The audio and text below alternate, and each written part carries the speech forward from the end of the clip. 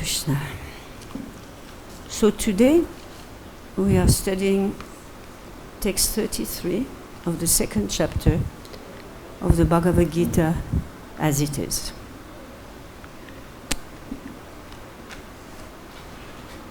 Ata chetva mimam dharmyam sangramam na karishyati tata swadharmam kirtim cha hidva papam avapsyasi. So, word for word.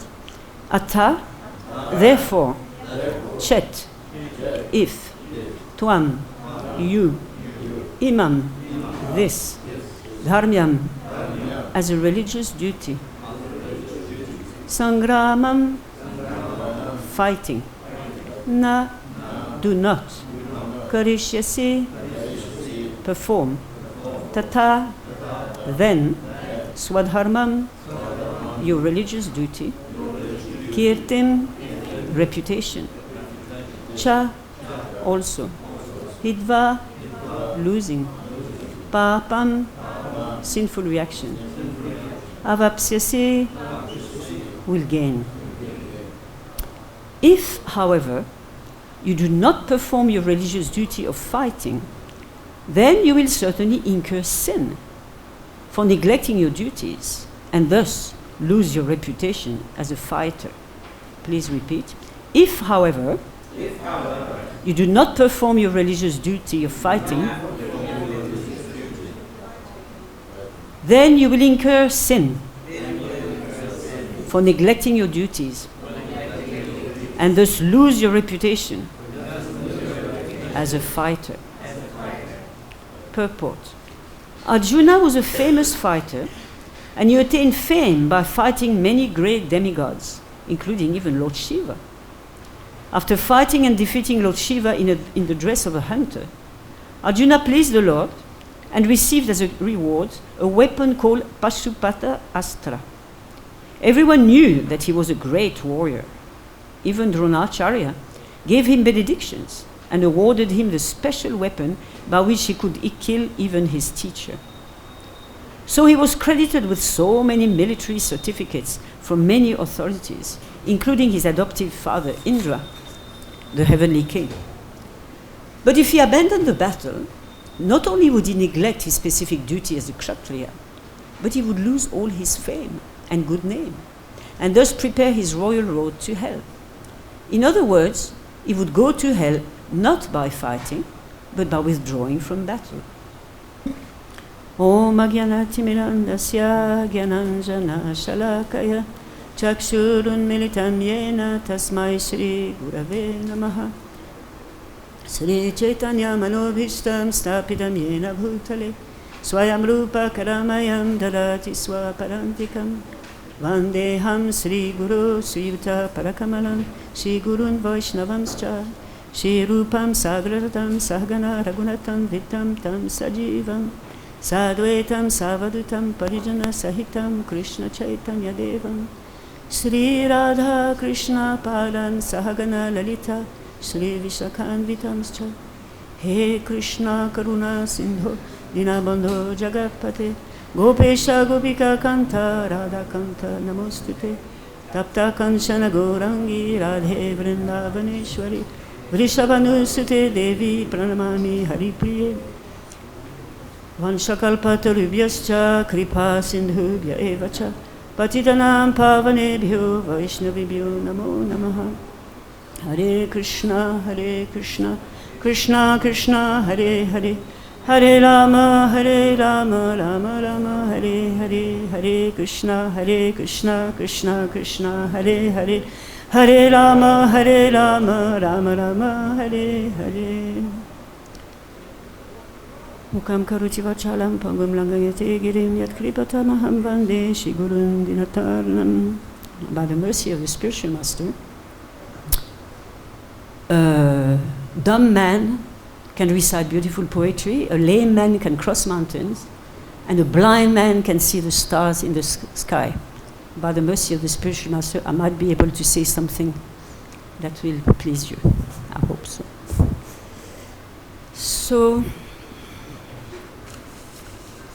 So in this verse, Krishna, the Supreme Personality of Godhead, is speaking to Arjuna, who is his eternal associate. I've heard many times from different ISKCON authorities that the Pandavas are eternal associates of the Lord in the material world. Whenever Krishna comes down, yada yada hidharmasya, the Pandavas also come. So they are eternal associates. Actually, I don't know how relevant this is, but Srila Rupa Goswami has written 2 books.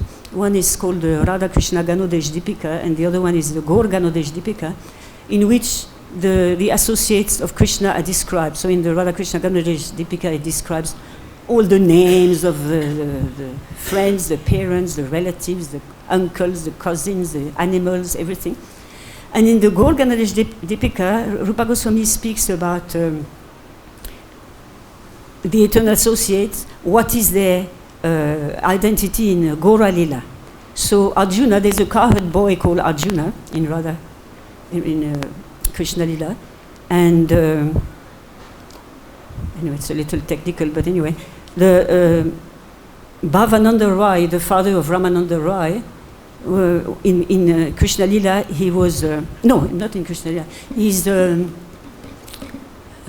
father of Arjuna, Pandu, King Pandu. So in this way, all these people who are with Krishna in Krishna Loka, they come down in this material world and perform various duties. So whether Arjuna is actually the cowherd boy Arjuna or some other Arjuna, the fact is that he's a very elevated soul, he's not a conditioned soul at all, and therefore all these lamentation and all these arguments that he puts forward in order not to fight, it's not really him speaking for his own benefit. He's speaking for the benefit of conditioned souls like me, and perhaps some of you also. So all the arguments that he gives for not fighting, which he gives at the end of the first chapter, you know, that sin will overcome us, and how can we kill our relatives, and the women will become polluted, and this will happen, and this will happen. So all this is actually mundane morality.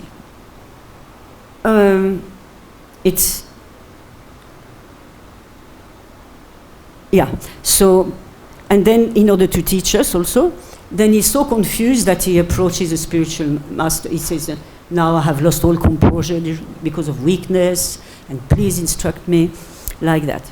So then Krishna begins to speak.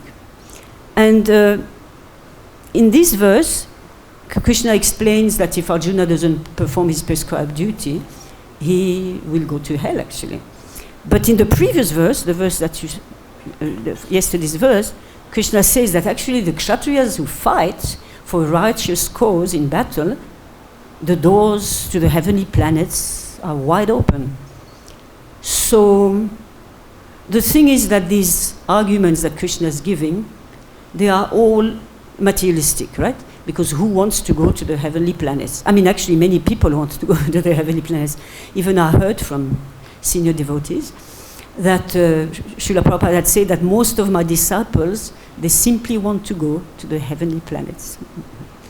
So, because we like our comfort, we like things to go nicely, and, you know, imagine fighting and killing your relatives, your kaka, your mama, your this one, you know, it's very difficult. So, anyway, this is karma kanda, actually. All these instructions, it doesn't relate to pure devotional service. Pure devotional service is something else. I wanted to, I don't know if I mention it now or later. Pure devotional service, the definition has been given in the Nectar of Devotion, Anya Bilasita Sunyam, Gena Karmadina Vritam, like the pure devotional service must be devoid of any other desire than to please Krishna. That's the definition of pure devotional service. Jnana and karma may be there, but anavrita means they mustn't be covered. They must not cover bhakti. If you just absorb yourself in jnana or in karma, you're not going to achieve. It's mixed devotional service. But pure devotional service is devoid of all desires. And the jnana and the karma are there because Krishna mentions elsewhere we cannot even maintain our body without working. Even if we brush our teeth, it's work. We have to eating, chewing, all these things. So, and jnana, there's an injunction, one should not read too many books, just piling, Prabhupada said that also, simply piling books. Somebody was saying we shouldn't read the books of the previous acharyas. And Prabhupada, I heard that in a class you said that we shouldn't read the books of the previous acharyas. And Prabhupada said, I never said that. Of course we should read. So, but then he said, but the problem with you, you just pile up books and you do not read. So first we should read what we have, Bhagavad-Gita, Srimad Bhagavatam, Chaitanya Charitamrita, and all the small books. And then, it's a parampara. So it's not that, oh no, this is not bona fide, this is... But Prabhupada said, I never said that, but you just simply pile up books. So we shouldn't do that. So, what was I saying? Pure devotional service is to please Krishna unconditionally. Like in this connection, there's that very famous story that I'm sure all of you know, but anyway, I'll tell it again. That when Krishna wanted to show Narada Muni the glories of the residents of Vrindavan, especially the gopis, so he told Narada Muni, I have such a headache. Narada Muni said, what can I do? He said, well, the only thing that is going to cure me is the dust from the lotus feet of my devotees. So Narada Muni went to various places in Vaikuntha, here and there, and everywhere he went, when the devotees heard that Krishna had a headache, they were very sorry, but said, what can we do? So Narada Muni said, well, actually the Lord says that the only thing that will cure him is the dust from the lotus feet of his devotees. So, what? The dust of my feet on the Lord's head? I'll go to hell for that. No, sorry. It's a great offense. I cannot do that. So, unsuccessfully, Narada Muni went everywhere. And then he went back to Vaikuntha and he said, nobody wants to give? Krishna said, go to Vrindavan. Ask the gopis. So he went and he said, and they saw him, Narada Muni, how is Lord Narayan, how is Krishna? And so, well, actually, he's not doing so well. He's got a terrible headache. Oh my God, he's got a headache. What to do? The only thing that will cure him is the dust from the feet of his devotees. Really? That's all? Quick. So they start scraping the dust from their feet. And Narada Muni says, don't you realize what a great offense it is to give your foot dust to put on the head of the Lord? You could go to hell for this.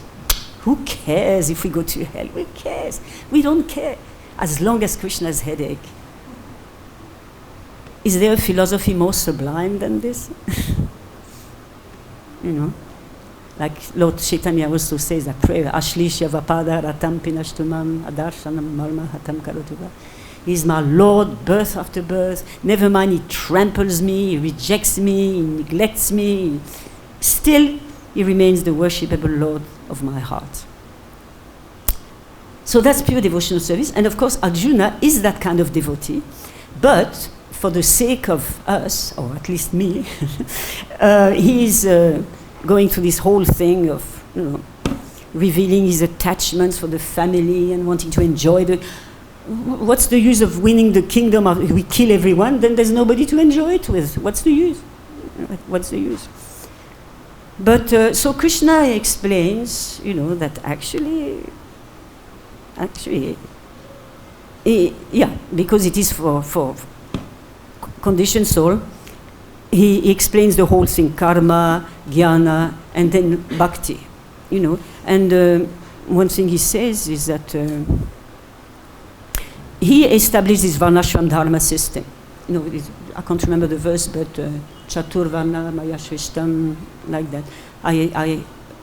he organized this whole dividing society in the 4 varnas and the 4 ashrams, and we have to follow. And the varnashram system is actually meant for the Dvipada Pashus, the 2-legged animals, to raise people who are on the level of animals gradually to the level of pure devotional service. That's the varnashram is not the ultimate thing. We hear that Srila Prabhupada wanted us, actually Bhaktivinoda Thakur wanted to reestablish varnashram. Bhaktivinoda Thakur was lamenting 150 years ago that society was fallen. Because in Kali Yuga, the varnashram system is bogus. It's based on janma. It's not based on guna and karma. It's guna and karma. It's not janma. Sorry. So, and Prabhupada mentions also in the, I think it's the 3rd canto, that it is not possible to re-establish varnashram in the present political, social, and economic system. It's right there in the Bhagavatam. Doesn't mean we shouldn't try to do it, but one thing we have to understand is that we cannot give what we do not have. So, okay, I think I'm going ahead of myself. So, I would like to read a couple of verses that describe the mentality of a pure devotee. And again, it's by Srila Rupa Goswami, but that's quoted in the, I can't remember which canto, but it's in the Bhagavatam. So the one is a very beautiful verse that Rupa Goswami has composed. I'll read the Sanskrit, it's not long. Virachaya maidandam dinabandhu dayam va gatirihana bhavata kachidanya mamasti nipatatu shata kotir nirmalam va navambhas tadapikila payoda stuyate chatakena. O Lord of the poor, he prays, do what you like with me. Give me either mercy or punishment. But in this world, I have none to look to except your lordship. The chatak bird always prays for the cloud, regardless of whether it showers rains or throws a thunderbolt. So some of you might not know what a chatak bird is. Chatak bird is a celestial, at least celestial, if not spiritual bird, who only subsists on rain that hasn't touched the ground. So he's waiting for the cloud to pour, and then he just drinks like that. He will not drink the water that's fallen on the ground. So pure devotional service is like that. It's not karma, it's not jnana, it's not this, it's not that. It is, my Lord, whatever you want, that is my happiness. Srimati Radharani also, in the Chaitanya Charitamrita, I think maybe in Adilila, maybe in the 4th chapter, she says, Krishna is my Lord, unconditionally, like Lord Chaitanya says, Ashish Bhagavad. And he said, my life is completely dedicated to his happiness. And if he enjoys giving me pain, that pain is my greatest happiness. Now again, how do we understand that? But that's actually the goal. That's actually the ultimate goal of life for, well, Braja Bhakti. Of course, some people, I have a friend in Mumbai, and the brother of a friend, and he's completely into Lakshmi Narayan. For him, that's where he wants to go. He wants to go to Vaikuntha. He wants to see the opulence of Vaikuntha and all the majesty and all the things.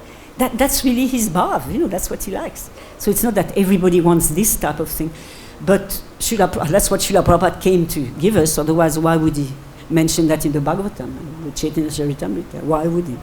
So ultimately, that's what we meant to do. Another nice verse, maybe I won't. Well, let's stop. Should I read the Sanskrit or not? Yeah? I don't want to bore you. So that's from Madhavendra Puri, the grand spiritual master of Chaitanya Mahaprabhu, who just, he takes leave of all the karma kanda obligations like that. Sandhya vandana bhadramastu bhavato bhosnanatubhyam namo bhodeva pitaras chatarpanavido naham kshama kshamyatam yatra kwapi nishadya yadavakulo tam sayakam sahidvisha smaram smaram agham karami tadalam manye ki manye name. So he says, you probably know that, some of you. Oh, my evening prayer, all good unto you. I guess that's a Gayatri, right? Oh, my morning bath, I bid you goodbye. Oh, demigods and forefathers, please excuse me. I'm unable to perform any more offerings for your pleasure. Now, I have decided to free myself from all reactions to sins simply by remembering anywhere and everywhere the great descendant of Yadu and the great enemy of Kamsa, Lord Krishna. I think this is sufficient for me. So what is the use of further endeavors?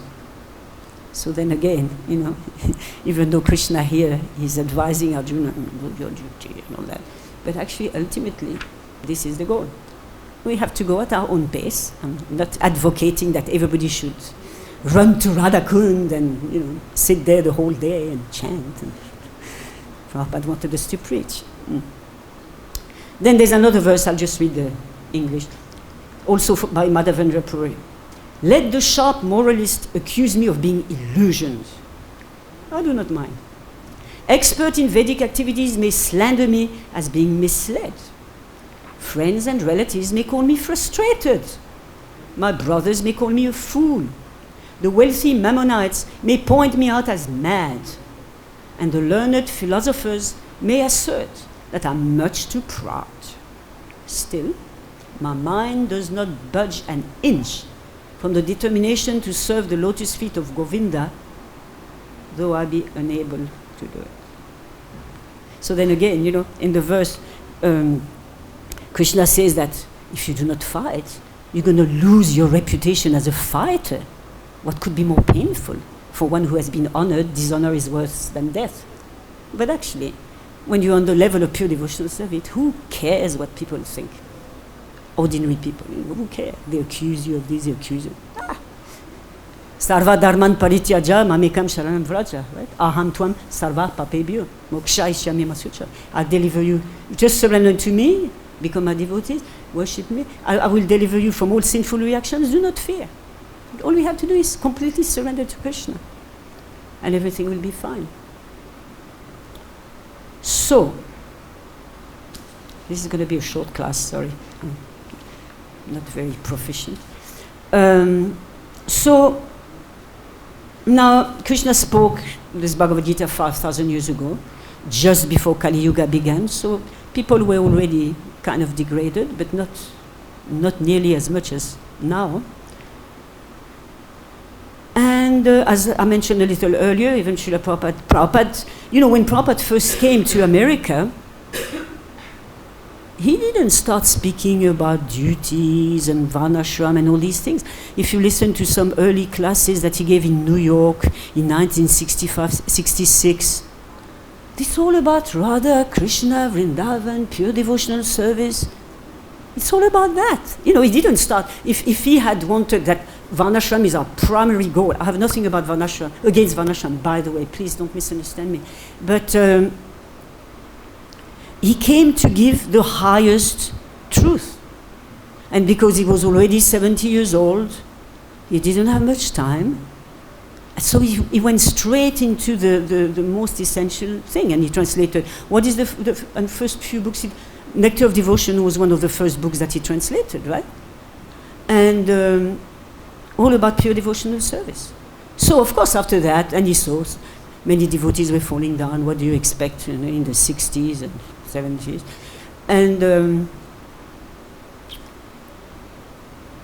And so later on he said, we have to reestablish Varnashram. The way things are now, it doesn't work. But then they have to be a particular context. Like Varnashram is based on an agrarian society. Now I came to Vrindavan 27 years ago. You don't recognize anything. It was still, to some extent, a village, and all the way to Chatikar, there were no buildings. And now, how are you going to keep cows? The poor things are just like in the street chewing on plastic. So, again, Varnashram is based on agrarian society, protecting cows and growing your own grains, that type of thing. So, of course, some devotees are trying to do that. And hopefully, my advice to young couples that get married nowadays is move to because marriage is meant for family life, right? To have children.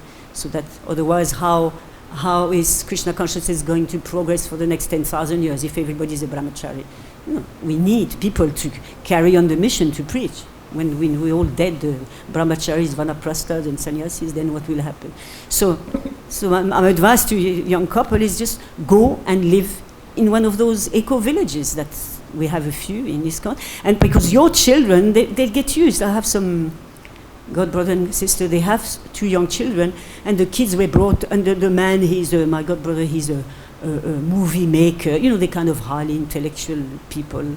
But their kids, they saw the benefit of raising them in the countryside. They learn how to identify the animals. They're not scared. I'm scared of cows. I was born, brought up, and lived in cities all my life. And I'm a little scared of cows. But these kids, for them, it's completely natural. So anyway, I guess I'm getting carried away.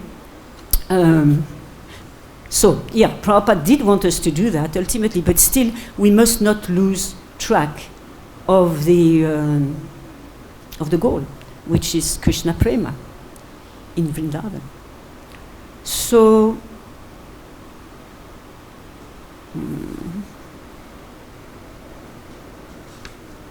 so Prabhupada, he was giving all these classes on, Vrindavan, life in Vrindavan. He said, all you need for a family of 5, I think it's in the Bhagavad-Gita, I mentioned that in the purport, is 1 acre of land and a milk cow for a family of 5. I mean, father, mother, and 3 kids. All you need is 1 cow and 1 acre of land. You can grow your grains, you can live. But who can live like that nowadays? Therefore, Chaitanya Mahaprabhu, all glories to him, he came to give us another process, which is Harinam. And simply Hare Nama, Hare Nama, Hare Nama, Kevalam, Kalu, Nastyeva, Nastyeva, Nastyeva, Gatiranyata. There's no other means to become Krishna conscious than to chant, chant, chant. Of course, when you chant with attention and Krishna hears you, then he starts directing you, do this, do that, don't do this, do that, do this, do that.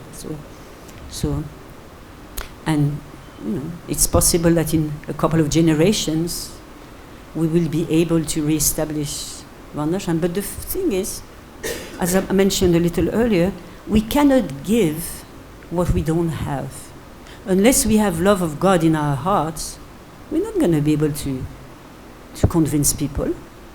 I mean, people, we distribute books, and some people may read them, and they say, yeah, it's very nice philosophy, but it's not practical.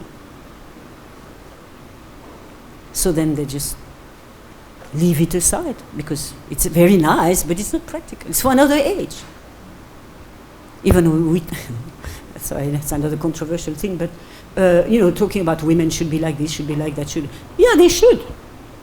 True, but how here? And also, if we are supposed to be like Draupadi and Kunti, then all of you gentlemen should be like Yudhishthira and Arjuna. I mean, it's not that it's one-sided, right? So the society has degraded to such an extent that just to follow the rules, that was given thousands of years ago now, it's just not going to work, because we're just too done, we're just too fallen. Our only hope is Hare Nama, Hare Nama, Hare Nama, and Vikiram. It's just no other way. So Srila Prabhupada's goal was to create a society of Vaishnavas. And what do Vaishnavas do? Shravanam, Kirtanam, Vishnu Smaranam, Archanam, Vandanam, Dasyam, Sakyam, Atmanivedanam. That's what distinguishes a Vaishnava from a ritualistic Brahmin. We have the story of the ritualistic Brahmins when Krishna and Balaram were hungry, and they sent some of the cowboys to the ritualistic Brahmins. They were doing their swaha, this, that, and they were unable to recognize that, these are, you know. So they get out, you know. And then when Krishna said, go and ask the wives, immediately they went. They couldn't care. And they knew when they come back, they're going to be ostracized from the village, because this was 5,000 years ago, right?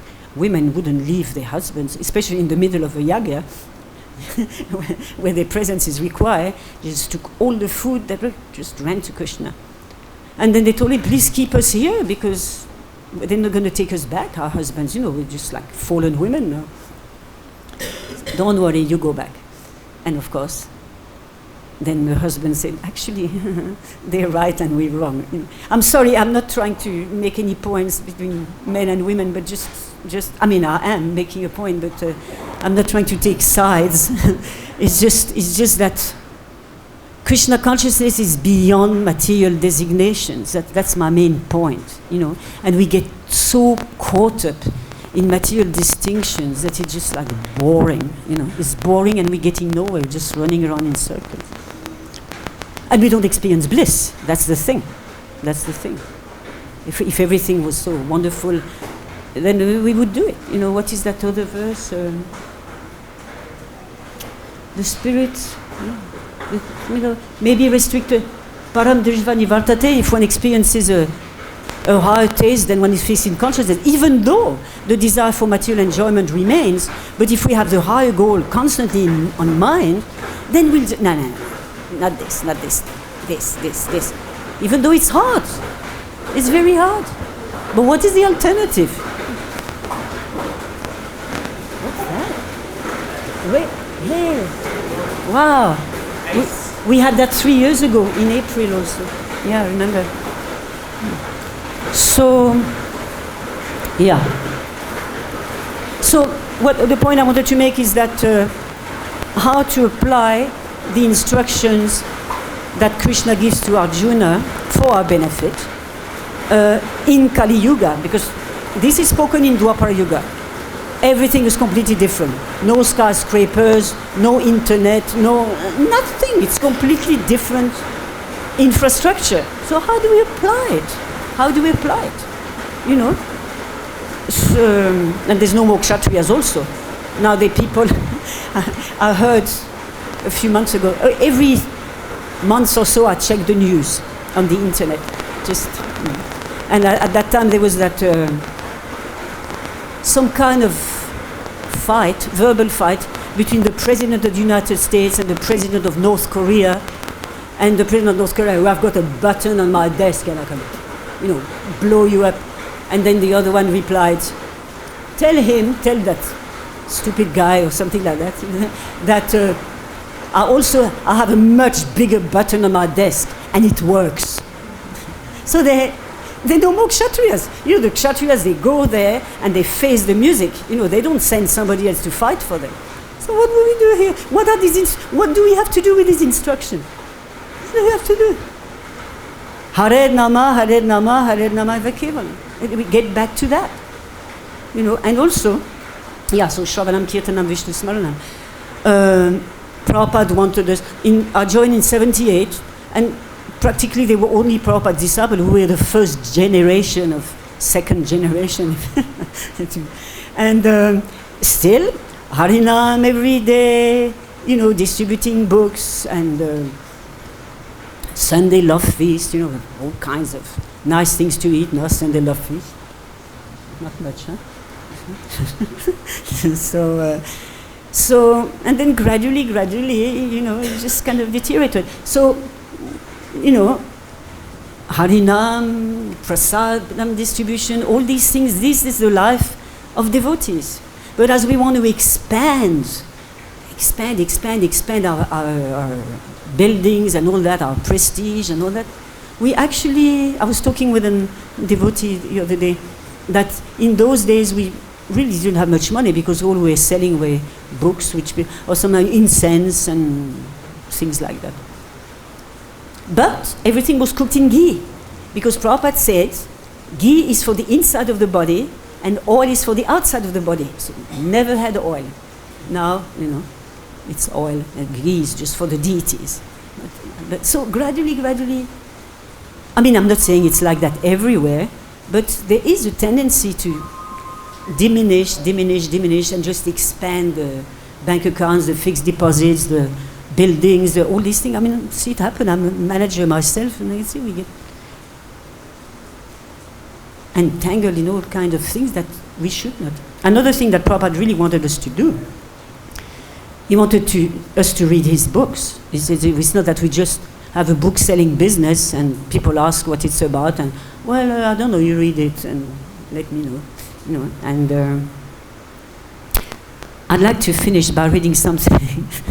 I'm sorry, I didn't mean it to be like that, but it's all a little controversial, and I really didn't mean it to be like that. It just turned out like that. So anyway, Prabhupada wrote, he wanted devotees to study very seriously. You know, like he gave the ISKCON sandwich. You know the ISKCON, you all know about what the ISKCON sandwich is? Do you know, sir? ISKCON sandwich is like a sandwich. You know, it's 2 pieces of bread, one down, one up, and in between you put something, right? So the ISKCON sandwich is in the morning, it's the full morning program. Mangalati, Guru Puja, Bhagavatam class, Prasad.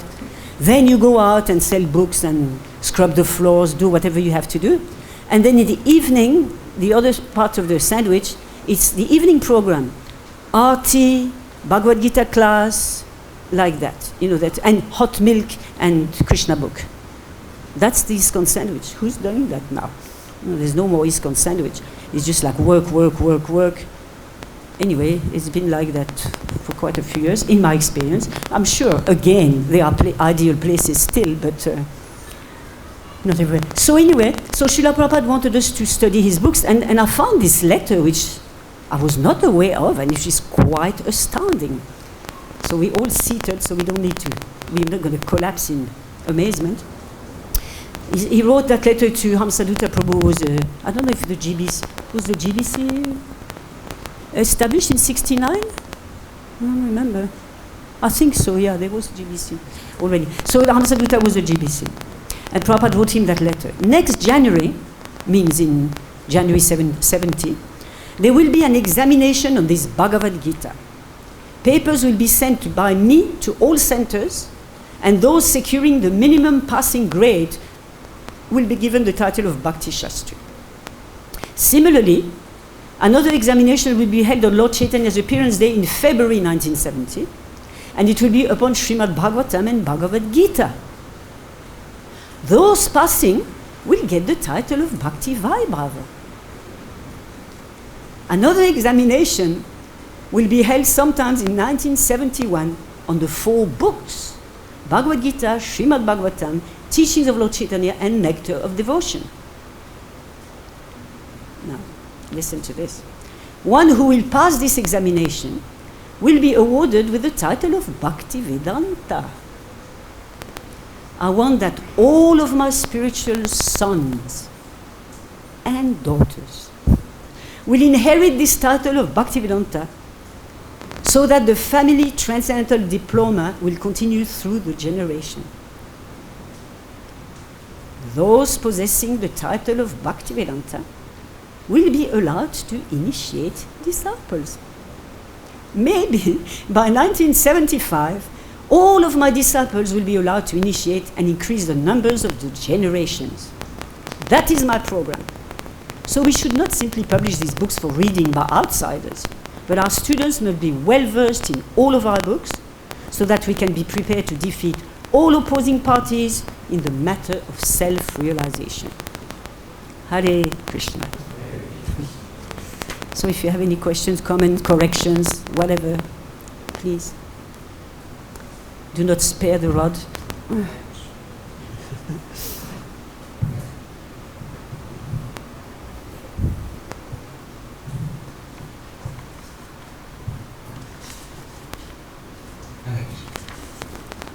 In the beginning you were speaking about Ramanand, like father or something, he was some birth or something like this. Maharaj Pandu. Yeah. So similar way we can understand 5,000 years before, there were so many were killed in Kushetras, and so many demons, and so many were killed, and so many devotees were there also. So can we understand that those 1,000 years before our soul was there. Now we have taken the birth again and got the opportunity to serve Krishna. Well, what I heard is that everybody who saw Krishna on the battlefield of Kurukshetra got liberation. But liberation means liberation in the impersonal Brahman. So, yeah, actually, one man in, I think it might be in Gorakhpur or Amritsar, Srila Prabhupada was invited to a Kshatriya family for dinner, and my spiritual master was there also. And so the man was insisting to Prabhupada that I was on the battlefield of Kurukshetra with Krishna. I was there. And Prabhupada said it's impossible. All the people who were on the battlefield of Kurukshetra got liberated. So they don't come back. Of course, we also know that, well, it's only 5,000 years ago, right? So, and that the Battle of Kurukshetra took place. And the liberation in the Brahma Jyoti, the time scale is different. Maybe in 10 trillion lifetimes and take birth. Because Prabhupada says the soul is by nature active. So you get bored in the Brahma Jyoti. Okay, you don't suffer, you don't, no hunger, no thirst, no greed, no lust, no envy, no nothing. Nothing. It's a drag, So after a while you think, so you have to come back to the material world. And obviously, because you're already purified of sins, then you get some so-called elevated position. Does that answer your question? Okay. Yeah? One more question. You were speaking about the Prabhupada. In one or two lectures I have heard about Prabhupada. He said that girls should get always married. That what? That girls should get married. Yes. In one of the lectures I said. Yes. And then he said brahmachari should remain brahmachari. Huh. Yes. So then when you say girls should get married, already we see there are the women population is more than the men. And if the men also remain brahmacharis, then to get a girl married is very difficult sometimes. Okay, so I have two answers to that. two things I want to say. The first thing Prabhupada said, all the girls should get married. So recently I was asked to write a paper, so I did. And I found that Prabhupada, Satsaru Maharaj was president of the Boston Temple at the time, that must have been also 68, 69. He wrote to Srila Prabhupada saying, maybe it was earlier, yeah. Anyway, we have now a brahmacharini ashram. That's how it was called, brahmacharini. Now it's like an extinct species. Brahmacharinis don't exist. But all right. So he said, so we have a brahmacharini ashram, etc. So Prabhupada replied, and the letter is in the Veda base, you can see it. He says, that is very nice that you have this brahmacharini ashram, but still, I would prefer if all the girls got married.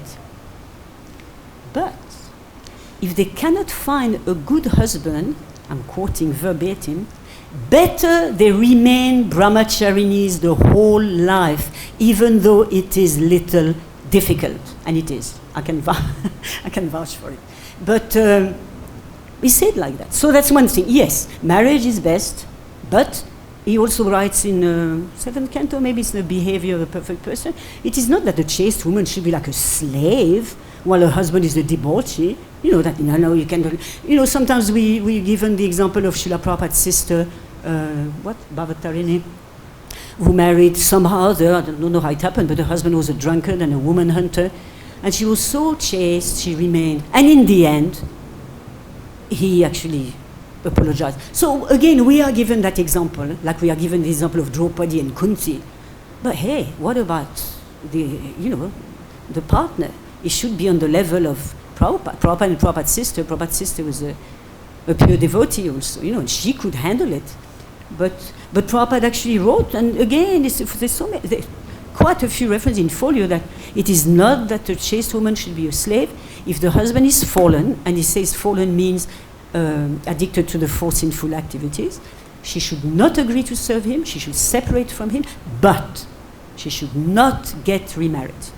That is no. So that's the first thing. Then what was the second thing you said? Ah, yeah, if all the men remain brahmacharis and there's more women, then what to do? The point is that the grihastha ashram is not the grihamedi ashram.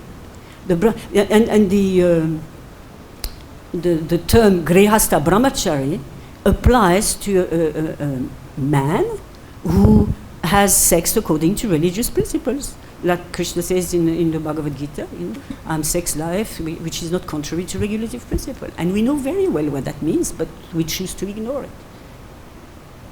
So, so as far as, they're being, so if a man can control his senses, he can still be a brahmachari and be a husband at the same time. That Prabhupada made it very clear, very, very clear.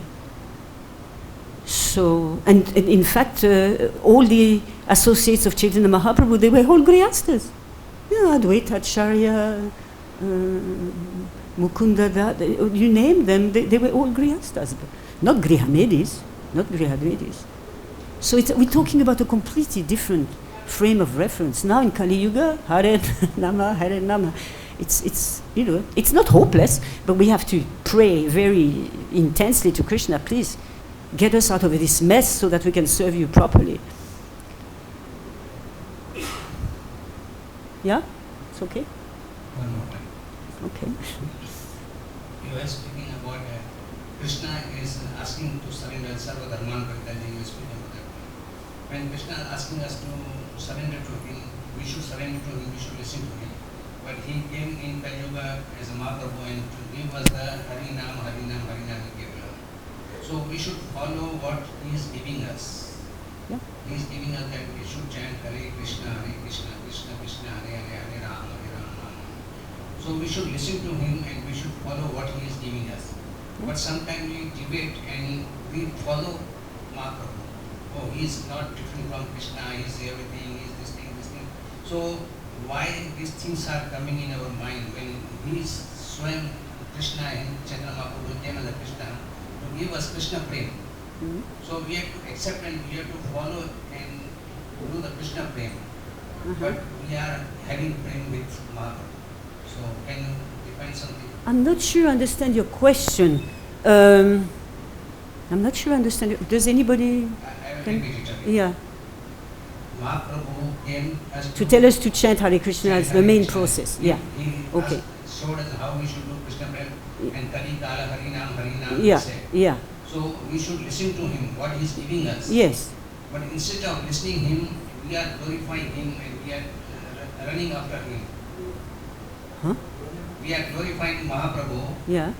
and we are following that Mahaprabhu every time we say Nitai Gaur Premanande, Hari Bol, we are doing so many things.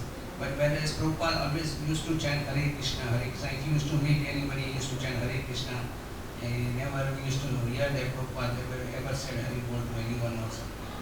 Well, that's a different... I don't know if it's related to the class. We change things sometimes. And the thing is, Gaura Premanande, Lord Chaitanya is the combined form of Radha and Krishna. There's no difference between... Of course, Chaitanya Mahaprabhu in Jagannath Puri, Chaitanya Mahaprabhu in Navadvip, it's different. But, there are people who say Kirtan should be like this, they shouldn't be like that. The main thing, we have to be very sincere. I saw a hilarious little video of Kirtan, how to be a Kirtanier in ISKCON.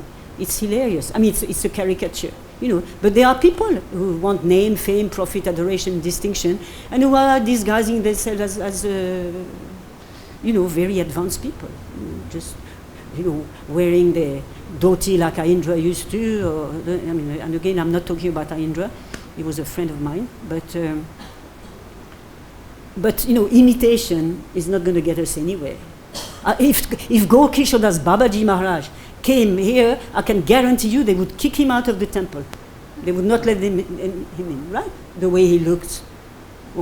So Prabhupada knew everything. He was knowing everything that Mahaprabhu is coming, he is Lord and everything. But so also we follow Prabhupada whatever he has given us. We should listen to him. But sometimes whimsically we are doing so many things ourselves. So many things we do that Prabhupada didn't say. I mean, even that thing, last thing, again, I don't want to be a guru, don't misunderstand me. But, Prabhupada says all my spiritual sons and daughters should inherit the title of Bhakti-Vedanta, and those who have the title will be allowed to initiate disciples. They're just arguing, blah, blah, blah, blah, blah, blah, blah, so many committees and this and this and this and that. So we're not following, then we can't expect much success. What to do? It's happening at all levels, whether we should eat pizza or pakoras or what, like whether... I remember in South Africa, that's where I joined, it was the head pujari was saying, you can't offer, what was it? Pizzas or something like that. Krishna doesn't eat, asparagus. Krishna, it's a white man's vegetable. Krishna doesn't eat asparagus. It's all concoction, what to do? But sometimes people are in position of authority, and then the people who just come along, they say, okay, that's the way it is, and then in this way, misconceptions carry on, until there's some resolution. Hare Nama, Hare Nama, Hare Nama. Prabhupada said, my only qualification is that I did not change. Whatever my parampara Yes. I have been sent. Yes, So yes. we have to follow and... But then again, Prabhupada said so many different things. Like there's that famous story, maybe 75 or 76, or whenever. Yeah, it was after the temple opening. And there were two sannyasis. He gave sannyas initiation to two devotees. And to the one, they were standing there and Prabhupada was given them instructions. He said to the one, now, a sannyasi is not supposed to stay in one place for more than 3 days. So you just go out and preach. Then immediately he turned to the other son and says, I want you to stay here and manage this temple. So he said both things. We have to see what's applicable for us, and we're supposed to have spiritual masters. I know it's not fashionable nowadays. We have the ISKCON disciple course. We're not disciples of this one or that one. We're disciples of ISKCON. So, people think they can do whatever they want. What to do? But unless we surrender to someone, a higher intelligence, we're going to listen to our mind. We think it's Prabhupada speaking in our heart. I had 3 gurus.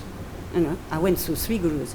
And at one point, I realized, I unknowingly became a Ritvik. I didn't even know what that was, but I remember signing a Vyasa Puja offering, maybe it was in 86 or 87, your posthumous daughter, But then I realized, I'm not Prabhupada's daughter, I'm his granddaughter. And when I say, Prabhupada is telling me to do that, how do I know it's Srila Prabhupada? How do I know it's not my crazy mind that's telling me this or telling me that? Unless it's confirmed by somebody who is in a higher spiritual position, you can really fool yourself in a grand way that you're doing the right thing. Yes? Thank you. Thank you, Prabhu.